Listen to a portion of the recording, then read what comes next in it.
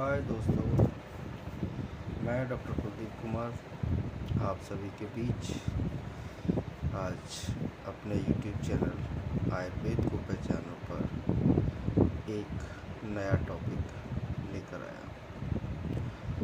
दोस्तों, जैसा कि मैंने पहले जिक्र किया था कि आयुर्वेद के पहचानो चैनल पर आपको औषधि के बारे में, बीमारियों के बारे में और उनका प्राथमिकी उपचार बताऊंगा।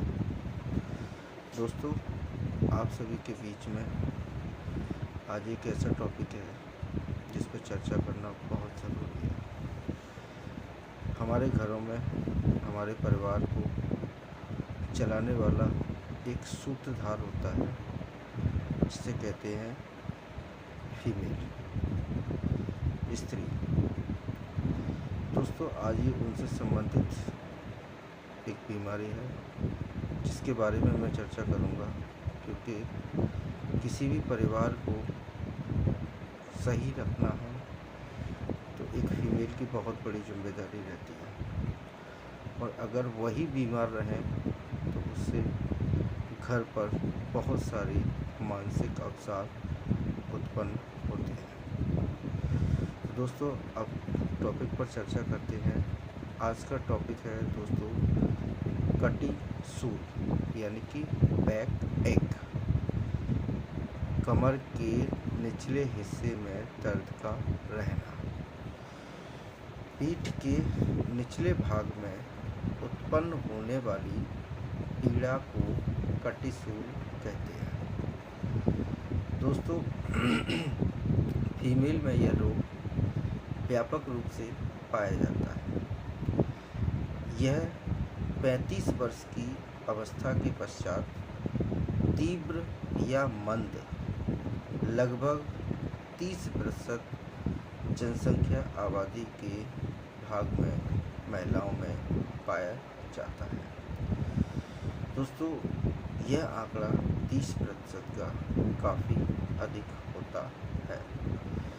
दोस्तों, अब यहाँ हम ये जान लें कि क्या कारण रहते हैं जिसके कारण इनको बैक एक यानी कि पीठ के निचले भाग में यह किस तरीके से होता है। दोस्तों, अब हम इसके कारण जान लें। सबसे पहले त्रिक प्रदेश, यानी कि पीठ के निचले भाग को त्रिक प्रदेश कहते हैं। आयुर्वेद के अनुसार अपान वायु क्षेत्र का स्थान माना गया है। दोस्तों, इसमें एक तो सबसे बड़े कारण जो होते हैं मैं उन पर फोकस करना चाहूँगा। सबसे पहले महिलाएं अक्सर करके घरों में अपनी शक्ति से अधिक भार उठाने की कोशिश करती हैं। नंबर 2, गलत ढंग से भार को उठाना, यानी कि हमें खड़े होके भार को उठा रहे हैं, हो सकता है मसल्स का खिंचाव हो जाता है। पीठ या कटी पर लगा आघात, यानी कि किसी भी प्रकार से चोट लग जाए। मेरुदंड की विकृति जो उक्त कारणों से उत्पन्न हो सकती है। मेरुदंड सबसे पहले जो कारण होते हैं जिसके कारण से प्रॉब्लम आती है मेरुदंड में, नंबर 1 है sciatica, number 2 osteoporosis, number 3 ankylosing spondylitis, number 4 कशेरुका का घर्षण या स्पॉन्डिलाइसिस, नंबर इसमें आगे है मोटापा, इसके आगे है लंबे समय तक एक ही पोजीशन पर बैठे रहना, इसके आगे मानसिक चिंता या अवसाद रहना, और इसके आगे है स्त्री रोग संबंधी कारणों के द्वारा।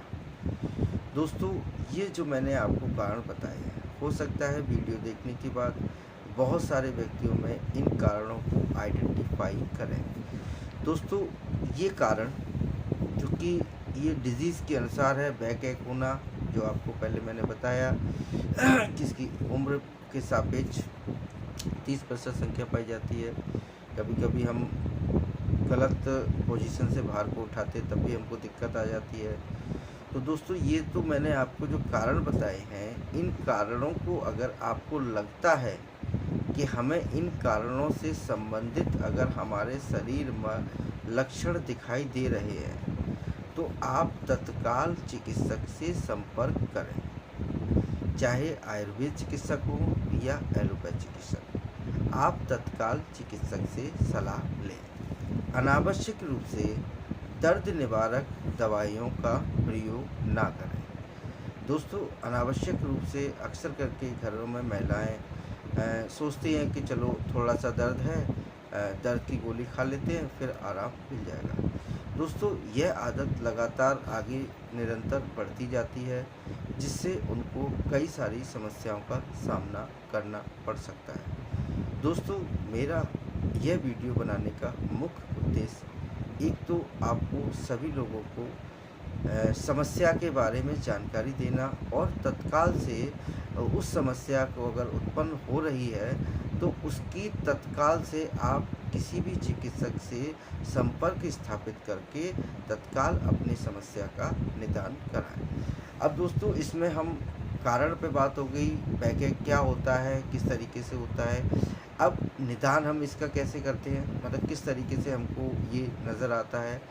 कभी कभी बहुत ज़्यादा भय लगता है, कभी कभी एकदम बहुत ज़्यादा चिंता रहती है, क्रोध रहता है या मानसिक तनाव रहता है। दोस्तों, ये कॉमन से सिम्टम्स रहते हैं। बहुत ज़्यादा एकदम डर के रहना, किसी चीज़ से डर लग जाता है तो डर के लगा रहना, या बहुत ज़्यादा किसी भी घटना के कारण शौक मतलब झटका लग जाना, एकदम शौक में चले जाना, और बहुत ज़्यादा क्रोध आना या बहुत ज़्यादा चिंता करना किसी भी टॉपिक को लेकर, अक्सर करके महिलाओं में ये सारी कॉमन चीज़ें नज़र आती हैं। दोस्तों, कई सारे मानसिक तनाव भी होते हैं, क्योंकि हम लोग अक्सर करके महिलाओं को इन छोटी छोटी चीज़ों के बारे में जानकारी भी नहीं होती और हम उनसे अवॉइड कर जाते हैं। दोस्तों, एक इसमें आगे बिंदु है कि पीड़ा कब प्रारंभ हुई, कैसे हुई, कब हुई और कहाँ हुई, यानी कि इसकी एक हिस्ट्री भी ये जानना बहुत ज़रूरी होता है कि अगर पेन उनके कब से चालू हुआ है। क्योंकि मैंने जैसे आपको आगे बताया कि ये कर्टिसोल जो मेल डिजीज़ है, यानी कि बैकएक जो बीमारी है, ये 35 वर्ष की अवस्था के पश्चात, यानी कि हमारी जो बोन की डेंसिटी है वो 35 वर्ष की अवस्था के पश्चात महिलाओं में थोड़ा सा स्थिति डाइट बैलेंस ना होने के कारण ये लचर होने लगती है। तो दोस्तों, इस बात का भी हमें विशेष ध्यान रखना है कि एज कितने से दर्द यह प्रारंभ होता है।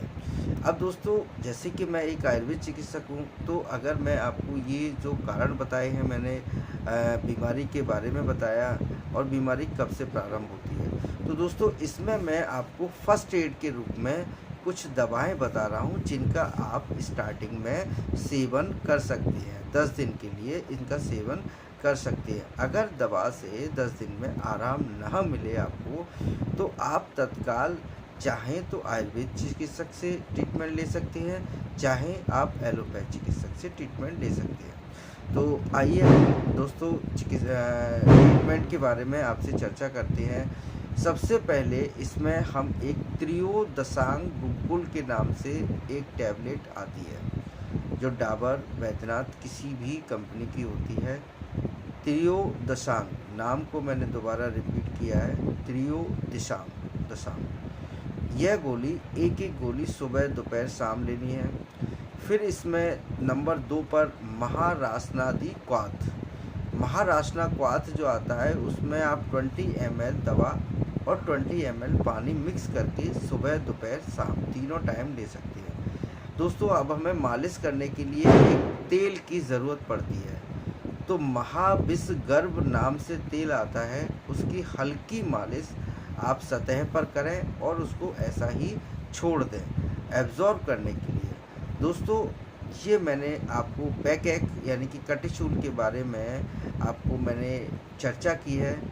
तो दोस्तों, यह मेरा एक छोटा सा वीडियो आप अपने सगे संबंधियों, दोस्तों सभी से शेयर करिए, जिनको इस तरीके की समस्याएं अगर आती हैं, तो आप फर्स्ट एड के रूप में ये ट्रीटमेंट आप यूज़ कर सकती हैं। देन अगर आपको रिलीफ नहीं मिलता है तो आप आयुर्वेद चिकित्सक से कंसल्ट कर सकते हैं या एलोपैथ चिकित्सक से कंसल्ट कर सकते हैं। दोस्तों, इसका मेरा मुख्य उद्देश्य ये है कि हमारे देश में महिलाओं की भागीदारी और महिलाओं की सशक्तिकरण के लिए सभी तरीके के प्रयास किए जाते हैं, तो उनको स्वस्थ रखने की भी जिम्मेदारी हमारे चिकित्सक बंधुओं पर होनी चाहिए, क्योंकि हमारे देश में महिलाओं की एक मजबूत स्थिति को करने के लिए हमें सभी चिकित्सक बंधुओं को महिलाओं की समस्याओं के लिए तत्काल से उनके ट्रीटमेंट करना चाहिए। दोस्तों, नेक्स्ट वीडियो में मैं जल्द ही आपसे मिलूँगा, तब तक के लिए थैंक्स। और दोस्तों, मैं आपसे एक रिक्वेस्ट कर रहा हूँ कि आप इस वीडियो को ज़्यादा से ज़्यादा शेयर करें, लाइक करें, सब्सक्राइब करें और बेल आइकन को ज़रूर दबाएं। Thank you.